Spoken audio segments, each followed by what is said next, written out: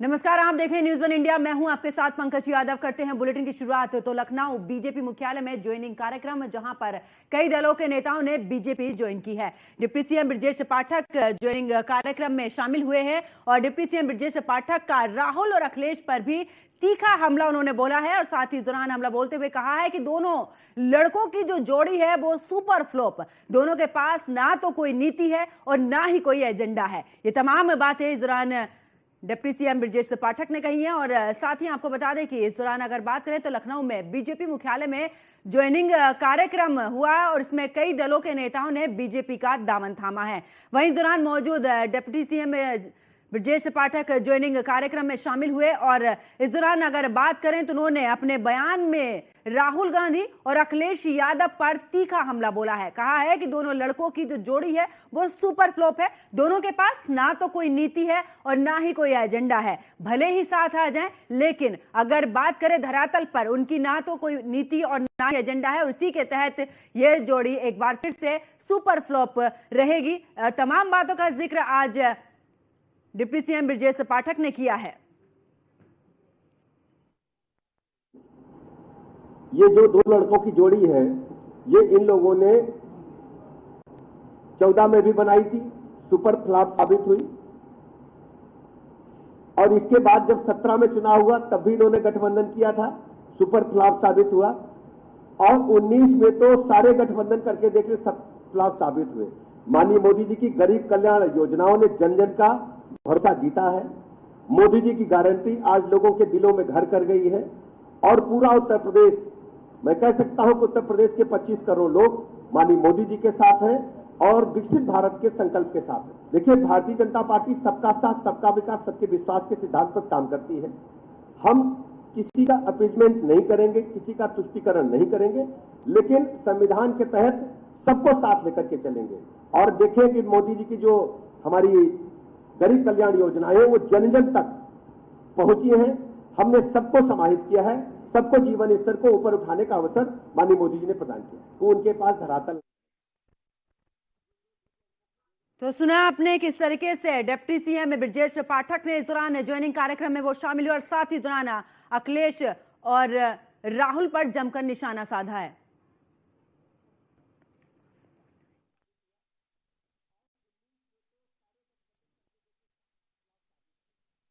दोनों के पास ना तो कोई नीति है और ना ही कोई एजेंडा है। आखिरकार ये जोड़ी चाहे 2014 की बात करें, 2017 की बात करें, पूरी तरीके से फ्लॉप रही है। एक बार फिर से इस बार गठबंधन इन लोगों ने किया है, एक बार फिर से ये फ्लॉप रहेगी। ये तमाम बातें ब्रजेश पाठक ने अपने बयान में कही है और जिस कार्यक्रम में पहुंचे थे उस दौरान मीडिया को संबोधित करते हुए तमाम सवालों का जवाब भी इस दौरान डिप्टी सीएम ब्रजेश पाठक ने दिया है। और इस दौरान जब बात करें कि राहुल गांधी और अखिलेश यादव ने दोनों ने संयुक्त रूप से गाजियाबाद में प्रेस कॉन्फ्रेंस की और इस दौरान तमाम बातें प्रधानमंत्री नरेंद्र मोदी को लेकर कही और बात की जाए तो मुख्यमंत्री के लिए भी कही। लेकिन ऐसे में अब पलटवार करते हुए ब्रजेश पाठक ने भी जमकर निशाना साधा। उन्होंने कहा कि ये जोड़ी 2014 में भी बनी थी, उस समय पे भी कारगर साबित नहीं हुई है। उसके बाद 2017 की बात की जाए, 2017 में जब विधानसभा के चुनाव हुए उस समय पर भी ये जोड़ी फ्लॉप साबित हुई। अब एक बार फिर से अगर बात करें तो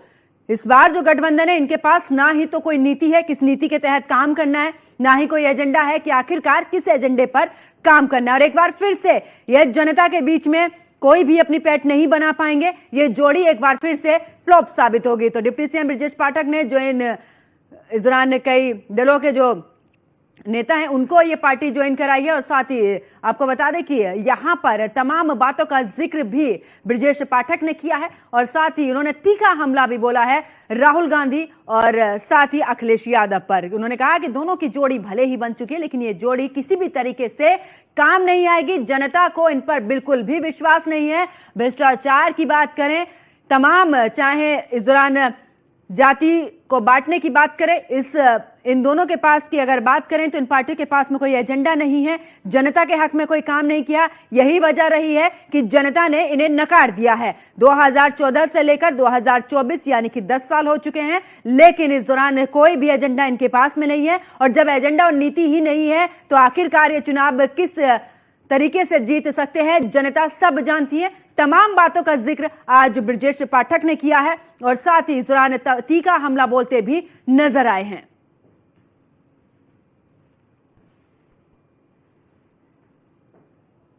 तो आपको बता दें कि ब्रजेश पाठक इस दौरान ज्वाइनिंग कार्यक्रम हुआ है और इस कार्यक्रम की अगर बात की जाए तो इस दौरान उन्होंने अखिलेश और राहुल पर भी जमकर निशाना साधा। दरअसल लखनऊ बीजेपी मुख्यालय में ज्वाइनिंग कार्यक्रम हुआ और कई दलों के जो नेता हैं उन्होंने बीजेपी ज्वाइन की, यानी कि बीजेपी का दामन थाम लिया।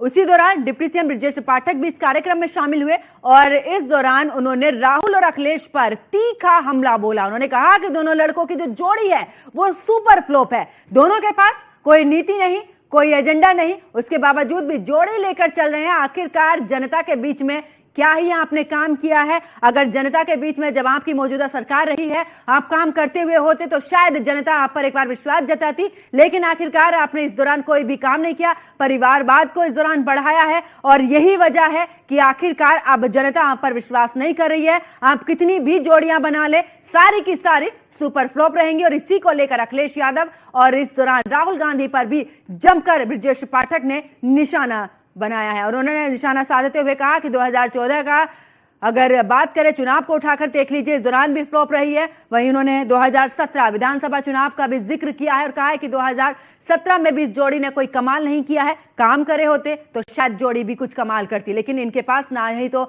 अच्छी नीति है, ना ही अच्छी नीयत है और ना ही इनके पास में कोई एजेंडा है।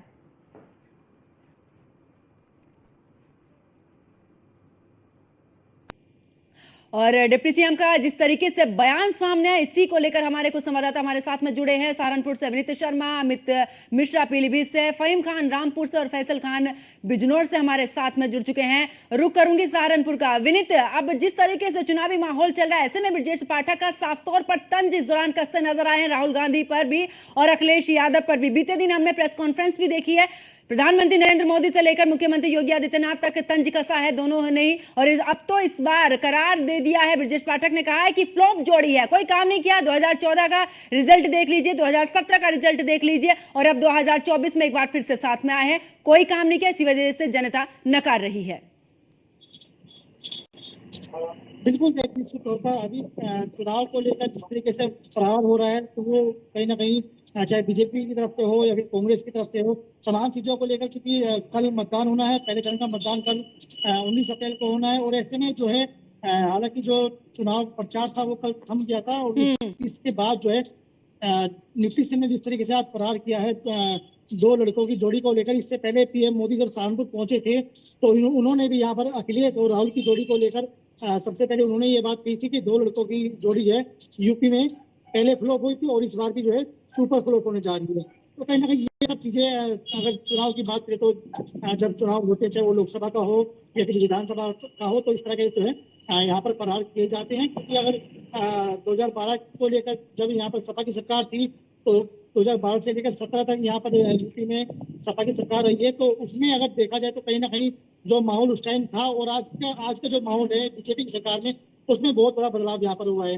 तो उन्हीं सब चीजों को लेकर बीजेपी यहाँ पर कहीं ना कहीं चाहे वो सपा हो या फिर कांग्रेस हो, उनके जो लीडर हैं, जो नेता हैं, उन पर यहाँ पर प्रहार करते नजर आते हैं। चाहे वो सबसे बड़ी बात यूपी में जिस तरीके का माहौल बिल्कुल। और विनीत, अगर बात करें सहारनपुर की, क्योंकि चुनाव होना है, ऐसे में हमने अक्सर रैलियां भी देखी हैं बीजेपी की तरफ से, ताबड़तोड़ रैलियां रही हैं। प्रधानमंत्री नरेंद्र मोदी की बात कर ले, मुख्यमंत्री की बात कर ले योगी आदित्यनाथ की, या फिर और भी जो दिग्गज मंत्री हैं, चाहे बीजेपी के राष्ट्रीय अध्यक्ष की बात कर लें, एक के बाद एक चुनावी हुंकार भरते हुए पूरा माहौल तैयार करते हुए।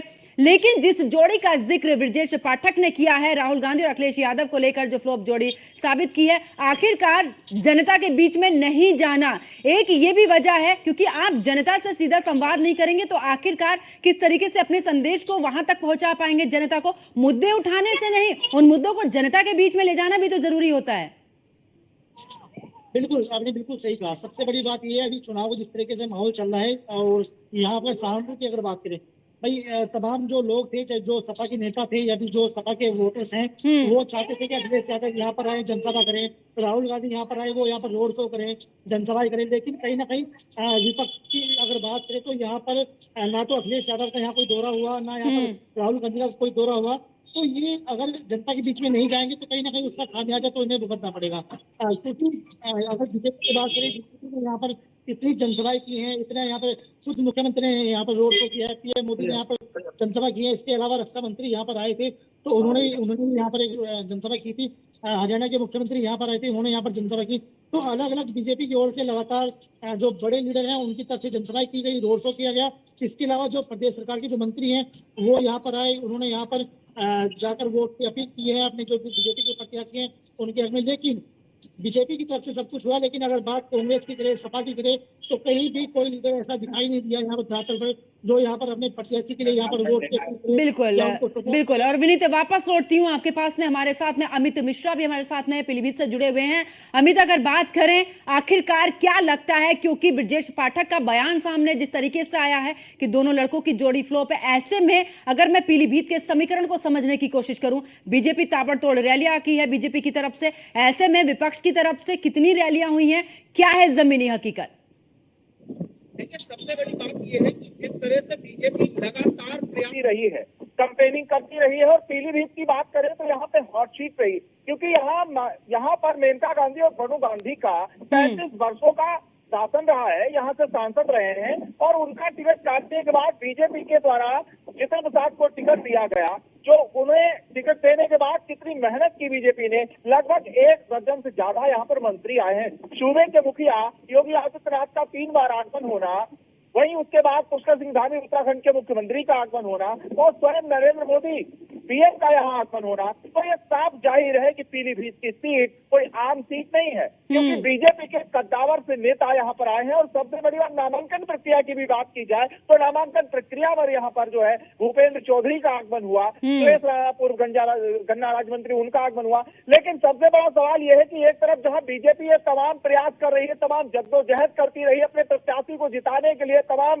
रोड शो की बात की गई, तमाम जनसभाएं की गई, लेकिन अगर विपक्ष की बात की, जैसे ब्रजेश पाठक ने जो बयान दिया है कि अखिलेश का और राहुल गांधी की जोड़ी फ्लॉप रही, अगर इस बात के लिए कहा जाए कि जब बीजेपी यहाँ पर पीलीभीत में हॉट सीट और लगातार प्रतिद्वंदी ये तमाम समस्या जो है हो, ये वरुण गांधी का टिकट करने के बाद ये तमाम बीजेपी प्रयास करी, तो विपक्ष से सिर्फ अखिलेश यादव का ही अपने प्रत्याशी के समर्थन में आना, वही एक बार ये भी कहा गया कि राहुल गांधी का भी आगमन होगा। तो एक तरफ जो सत्ता में पार्टी है पूरी तरह से प्रयास करें, उसके बावजूद भी सत्ता की पार्टी इतनी मेहनत कर रही है, और विपक्ष के आप नेता हैं, गठबंधन के नेता हैं, आपके पास जो 2 पार्टियां एक हो गई, गठबंधन में कई सारी पार्टियां एक हुई, तो अगर हर एक पार्टी का एक एक कद्दावर नेता, बड़ा लीडर पीलीभीत में आगमन होता, उनके गठबंधन के प्रत्याशी भगवत सिंह गंगवार के जो है जनसभाएं करता, तो मुझे लगता है कि समीकरण कुछ और होते। लेकिन वर्तमान में एक तरफ बीजेपी तो मुकाबला करती रही, लगातार डटी रही, प्रदेश के मंत्री, मुख्यमंत्री, प्रधानमंत्री का आगमन होता रहा, लेकिन गठबंधन जो है वो गठबंधन कहाँ तक सीमित रह गया, ये साफ जाहिर है कि सिर्फ अखिलेश के अलावा कोई ऐसा कद्दावर नेता नहीं आया। अगर हम समाजवादी पार्टी की भी बात करें तो सुभाष सिंह यादव का आगमन होना चाहिए, नहीं आया बसपा। और वही अगर हम बात करें जो अखिलेश यादव के अलावा राहुल गांधी का, प्रियंका गांधी, इनका कोई आगमन नहीं, अखिलेश के अलावा कोई भी ऐसा विपक्ष का नेता नहीं है। बिल्कुल। तो और अमित, यही वजह है कि वहां पर बीजेपी काफी एक्टिव नजर आई। वापस लौटती हूँ अमित, और फहीम खान मेरे साथ में रामपुर से जुड़े हुए हैं। फहीम, रामपुर का समीकरण तो हमने कुछ और ही देखा था। जिस समय पर प्रत्याशियों की अगर बात कर ले, समाजवादी पार्टी की तरफ से बदले जा रहे थे प्रत्याशी, कभी कोई नामांकन कर रहा है, और ऐसे में अगर बात करें कितना चुनाव प्रचार विपक्ष की तरफ से किया गया, क्योंकि बीजेपी की तरफ से कुछ भी कहा जाए लेकिन एक रणनीति के तहत काम किया जा रहा है, ऐसे में आपने जोड़ी तो बना ली, लेकिन वो जोड़ी क्या जनता के बीच में पहुंची है रामपुर? जी बिल्कुल। देखिए पंकज, आपने इस तरह का जिक्र किया जोड़ी का, तो रामपुर के अंदर जोड़ी तो जोड़ी के जो चेले हैं, यानी कि कार्यकर्ता और सेकंड नेता, वो तक नहीं आए। जो गठबंधन के प्रत्याशी हैं मोहिबुल्लाह, वो अकेले चुनाव लड़ रहे हैं, और वो अकेले ही प्रचार के लिए निकल रहे हैं। उनका मुकाबला सीधे भारतीय जनता पार्टी के जो प्रत्याशी है घनश्याम मोदी, उनसे है। मुख्यमंत्री 2 बार रामपुर आ चुके हैं। भाजपा के राष्ट्रीय अध्यक्ष जेपी नड्डा जहाँ रामपुर आ चुके हैं। केंद्रीय मंत्री, पूर्व केंद्रीय मंत्री मुख्तार अब्बास नकवी रामपुर के अंदर है। लगातार पूरी मंत्रियों की फौज रामपुर के अंदर है, और रामपुर में वो भारतीय जनता पार्टी के जितने भी नेता हैं, वो सब सपा के लोगों को छोड़ने में, उनको लाने में, उनको भाजपा ज्वाइन कराने में और प्रचार करने में, डोर टू डोर जाने में, इसी में लगे हुए हैं। तो जहाँ रामपुर में इसके जोड़ी की बात करें, तो जोड़ी जो दोनों की जोड़ी है, कि आने ना आने से रामपुर में पड़ता दिख नहीं रहा है, क्योंकि जो चुनाव है रामपुर में, वो चुनाव की तस्वीर तो साफ नजर आ रही है। और चुनाव की जो तस्वीर है वो बयान करती है कि भारतीय जनता पार्टी के जो प्रत्याशी हैं घनश्याम लोधी, वो कहीं ना कहीं बढ़त बनाए हुए हैं, जबकि समाजवादी पार्टी के जो लोग हैं वो अभी भी ऐसी रामपुर से शिकायत आने वाले थे। उनका ये कहना है कि रात उनके घरों पे दबिश दी गई है और उनको डराया और धमकाया गया है। तो जिस तरह से रामपुर के अंदर ये सब चल रहा है, अब इसका जो पटाक्षेप है, यानी कि इसका जो अंत है, वो कल सुबह 7 बजे से शुरू हो जाएगा। बिल्कुल ये आरोप और प्रत्यारोप के दौर पूरी रात चलेंगे और पूरी रात इसमें बिल्कुल। दोनों और तरफ फहीम से वापस लौटूंगी, फैसल भी हमारे साथ में बिजनौर से जुड़े हुए हैं। फैसल, अगर बिजनौर की बात करें, क्योंकि बिजनौर सीट पर देखा भी है कि विपक्ष की तरफ से भी इस दौरान रैलियां हुई हैं, लेकिन ब्रजेश पाठक का बयान जिस तरीके से सामने आया है, नीति और एजेंडा, क्या लगता है विपक्ष के पास में क्या इस चीज की कमी नजर आई?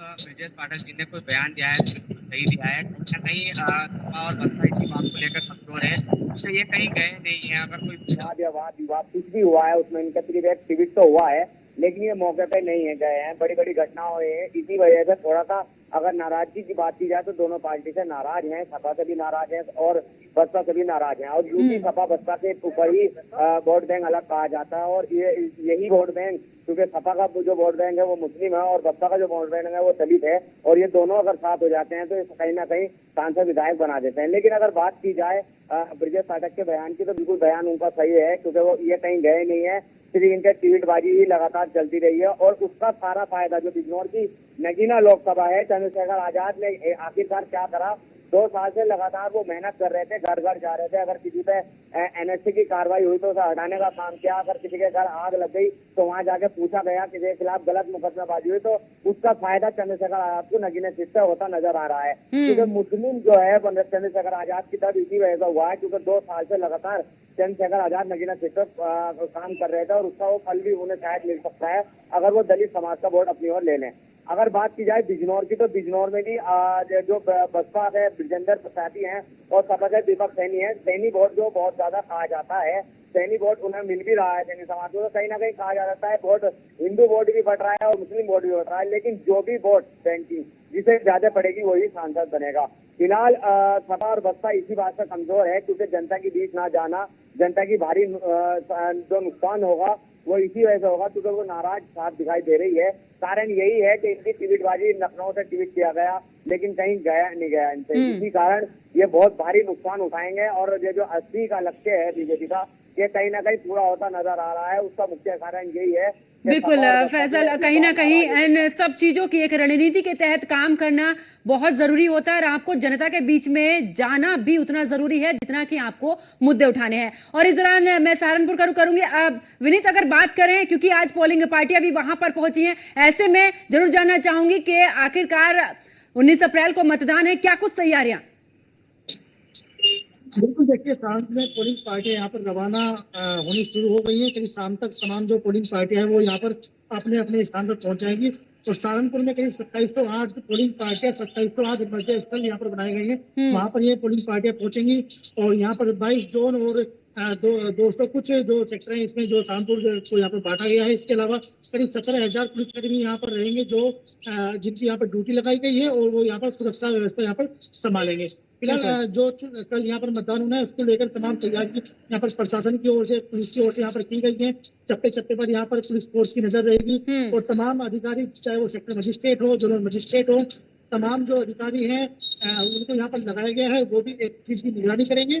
और उसकी तमाम जो रिपोर्ट है वो यहाँ पर जो बड़े अधिकारी हैं, चाहे वो डीएम हो या फिर सीडीओ हो, उन सबको यहाँ पर तमाम चीजों की रिपोर्ट करेंगे। और सबसे बड़ी बात यह है कि यहाँ पर आज शाम को ये पोलिंग पार्टियां रवाना हो जाएंगी। इसके अलावा जो सेक्टर मजिस्ट्रेट है वो भी यहाँ पर अलग अलग जहाँ पर उनकी ड्यूटी ठीक है विनीत।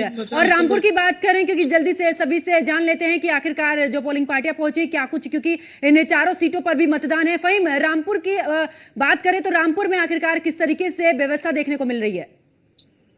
देखिए, व्यवस्था की अगर मैं बात करूं तो रामपुर के अंदर पुलिस हमेशा से ही चुस्त दुरुस्त रही है।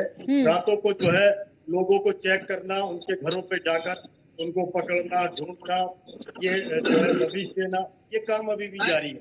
बिल्कुल। और बहुत बहुत शुक्रिया, आप चारों संवाददाता मेरे साथ में जुड़े, तमाम जानकारी साझा की है।